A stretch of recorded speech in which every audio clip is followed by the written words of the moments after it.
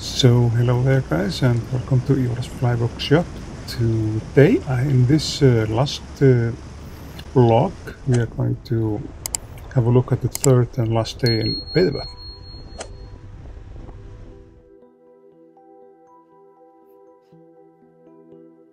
And yeah, please remember to like, share and subscribe to the channel, and you can consider to support the channel if you like it. You'll find the info in the descriptions below the video. So we started here at the Augað spot. That's where my partner wanted to try his luck, and it's like this trip was actually kind of slow fishing compared to the other one we went in August. And here I'm doing a little interview with Thomas and his son, Starri. What they think about the situation there. We have lots of rods there. Some are bait fishing, some are doing spinning fishing, and I and my makkar Ingi, we are doing fly fishing only. But we are the only two guys who are doing fly fishing only out of the 15 group, or the group of 15.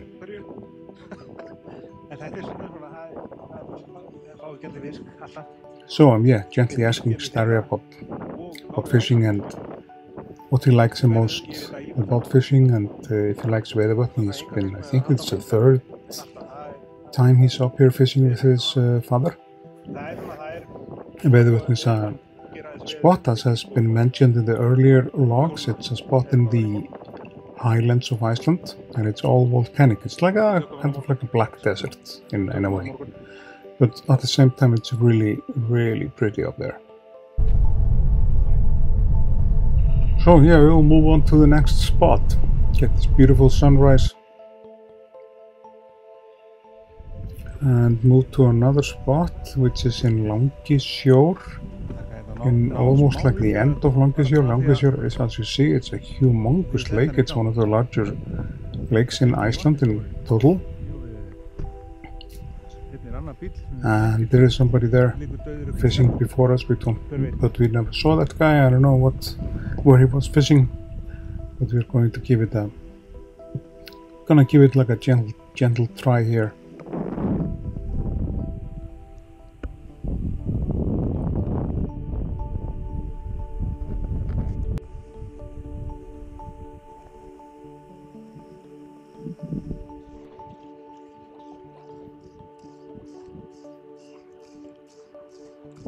So we'll do some streamer fishing here, and since it's of course recorded in Icelandic, like in the original version is in Icelandic, of course, I'll be explaining stuff for you in the meantime. Langisjór, here I'm using like a Thunder Creek pattern to try to lure the browntrout in. That was not working at that moment, but I got like a little nibbling on the fly that may have been the bottom of the lake also. And there is like a little shelf, and then it's like an abyss just right in front of you. So we need to use like a sinking line, like a fast sinking line, to fish up there. And for the brown trout, it's mostly streamer fishing. We are fishing with nobblers and black ghost and all those patterns. Ali McCoy's lure is a popular lure up there. There is an Icelandic version of that available, and kind of everything that shines and glitters on. If you have like a shiny golden or a copper orange fly, or even silver fly, that is definitely gonna give you some fish if the fish is at the spot, and if they're biting. Sometimes they are not biting, and it's like kind of challenging fishing up there sometimes, but sometimes it's like really easy. If you stumble upon a school of brown trout, you get like a really good catch from it. and nothing is happening right there, but I got, like as I said, some nipples on my fly, something nippling it. I don't know. Yeah, probably fish. But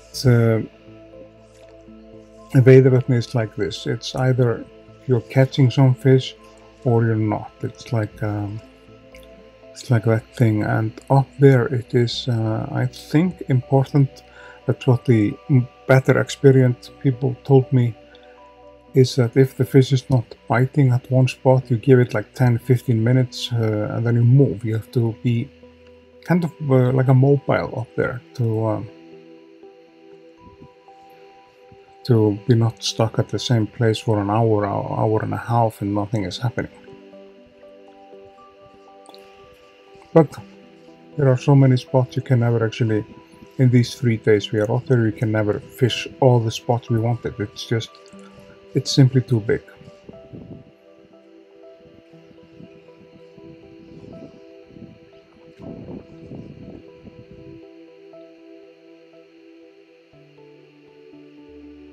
And yeah, they're not biting. So I and Starry going to spend the time and do some underwater filming. As you see, there are like sticklebacks and some browntrout part there in the lake. And here you can see just under the surface, right under the surface, you have a stickleback and another one here in its natural environment. And this is one of the food that the brown trout is actually after. That means like a streamer patterns, like the nobblers, olive nobbler and black nobblers. They're going to work sometimes fantastic because that's what it's imitating these sticklebacks, and that's what it's one of the food that the trout is after. And then we stumbled upon this school of baby brown trout. It's like a couple of inch long fishes in it, and I have to admit, I mean, I think this is as fun as fishing, because when you get the results, when you get really good results from the underwater filming, it's really satisfying. So yeah, definitely great underwater footage, I have to admit that. And when you drive around there, you meet sometimes you stumble upon some other people from the group, and you ask them how it's going by them, and if they've been catching something, you share information and that kind of stuff. So just when we were driving by Stóratá, if I recall, this is either Stóra or Litlatá, I don't just remember it at the moment. That's a fishing spot, and when we saw a car from our group there, we decided to just have a look and see if they've been catching something. And actually Birgir has a fish just in his net that he just landed, so that's a positive sign. Something was happening, but this morning there was not much going on by any one of us, so we're kind of pleased that at least he caught a fish, and hopefully the other guys will catch something. It's a nice little trout, like a brown trout. And in that lake, it's still Litlisjór, or the small sea, like we call it. That is a stocked up lake, so there is nothing wrong with like killing the trout in it, like taking it home. It's like that's the reason why it's stocked up. It's like not much of a catch and release thing, even though I do that mostly, but it is like a place where you keep your fish in most cases. So don't judge us for bleeding the fish and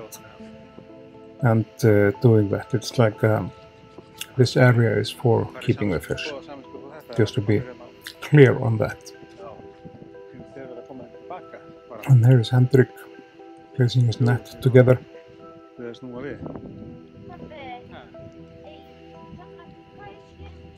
And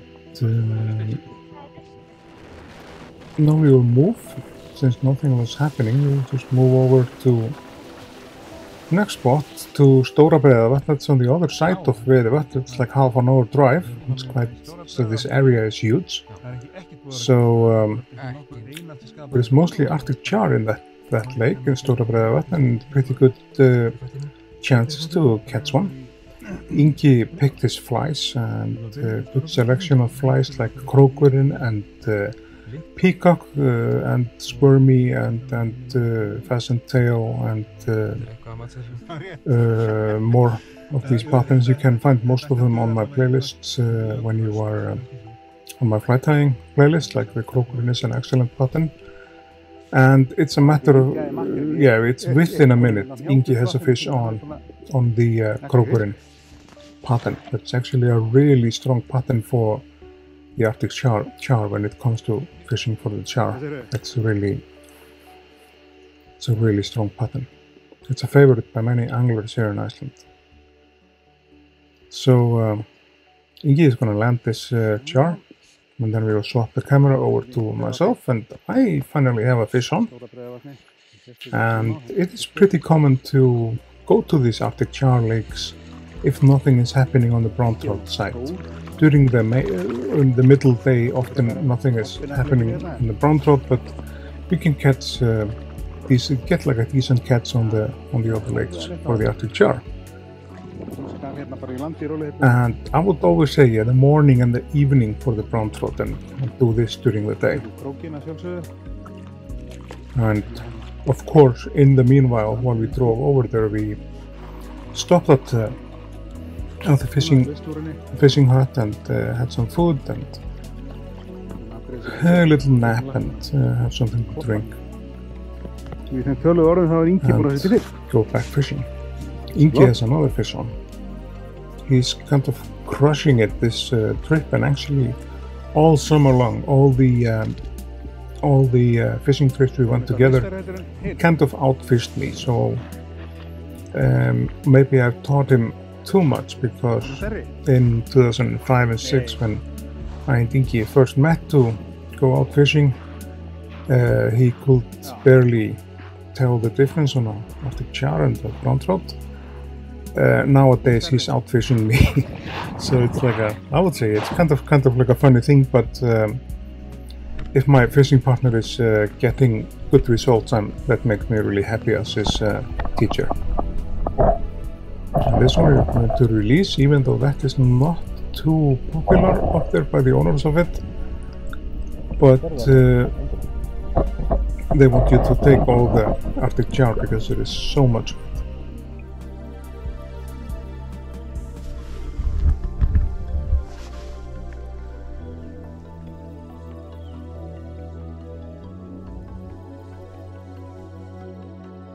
And there is plenty of food for the fish up there. So we are going to move to another lake which is close by, called Nýjavatn. And that is a lake which we often go to if we need to get off the catch a little bit. And as you see, the scenery is beautiful. It's like craters and all volcanic. And I'm fishing here with some sort of a Arctic char fly cast just in the stream. There is a bunch of fish just in the current. Just fly. Not too fast, not too slow. And as you see, the weather is just wonderful, and the fish is rising. And when I started to film this, we had already caught some fish. Ingi is preparing his line. He jammed up his tippet, so he needs to replace that. And even though you don't catch anything, just being out there in this environment, it's something else, in my own opinion.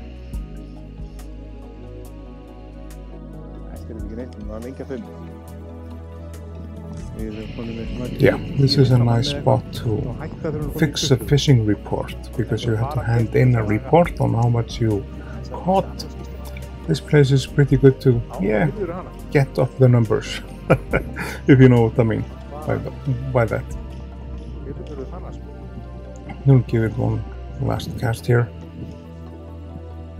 As you see on the right side of the picture, Ingi has a fish on. He's again out fishing me, which is totally fine with me. Not, I'm kidding. I like Ingi. He's a good guy. He's a great fishing partner. We're like fishing partners for life. He's so easygoing and a great student. And yeah, as I mentioned before, everything about fly fishing, whether it's casting or fishing or tying the flies, I taught Ingi everything. So he's like my, yeah, kind of like my son in this thing, and Ingi is teaching his own son to fish. So he's passing down the knowledge of what I taught him. That makes me, yeah, to be honest, it makes me proud to be a fisherman.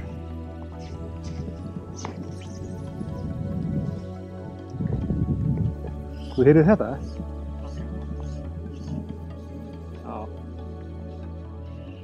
And finally, the old man has a fish on. It's like an Arctic char. Not a big one. There are few like a good size in this lake. And since I'm fishing a barbless hook, they often just hook off themselves. And you can just carry on fishing. And the setup for this, for the Arctic char lakes like these, there I'm using like a 5/8 rod and a 5/8 line, and a fly which is called Rin, R-I-N, that's on the channel as well. Fish on again, and Rin is like, I would say it's like a version of pheasant tail. It's a really good fly by my friend Ívar Bessason. He's a good fishing partner of mine too, great guy. Now they're all taking the same fly, Rin. And I think Ingi has a Rin on as well. And as you see, it's not too big, we'll just release him. Scenery up there is just another, it's a next level thing, I would say.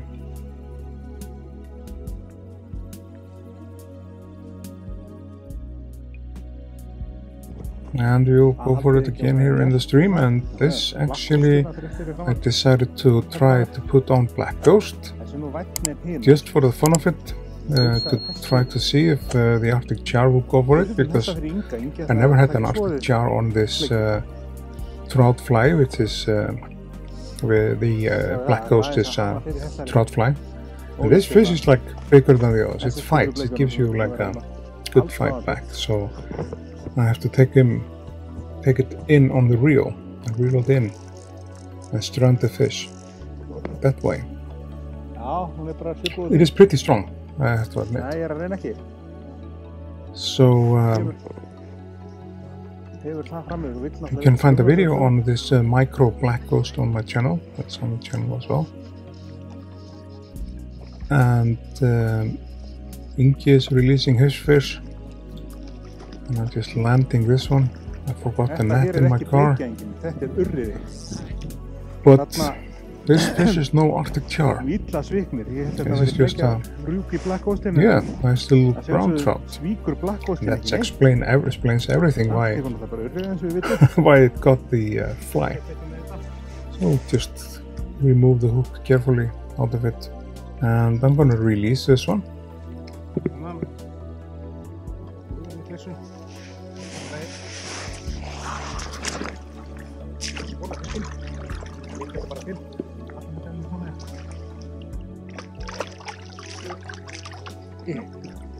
He is in good condition, he will be okay.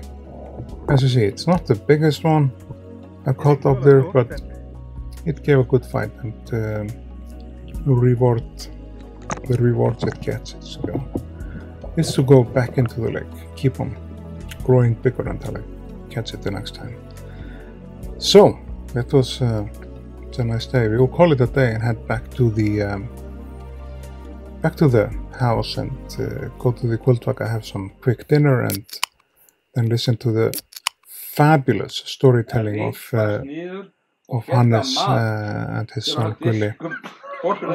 Actually, there he is explaining in the old days when this house was new built, the upper floor was so, it was not like tight enough, so dust was falling down into this room we are in. While somebody was sweeping the upper floor, dust was falling down, even on food and stuff, you can imagine that. And then he's mentioning, there was a guy who got like pissed drunk that's many decades back. Það lagt allt í það niður. Það segir á því hérna einu stað í bókinni. He got so drunk, fell asleep up there and weed himself.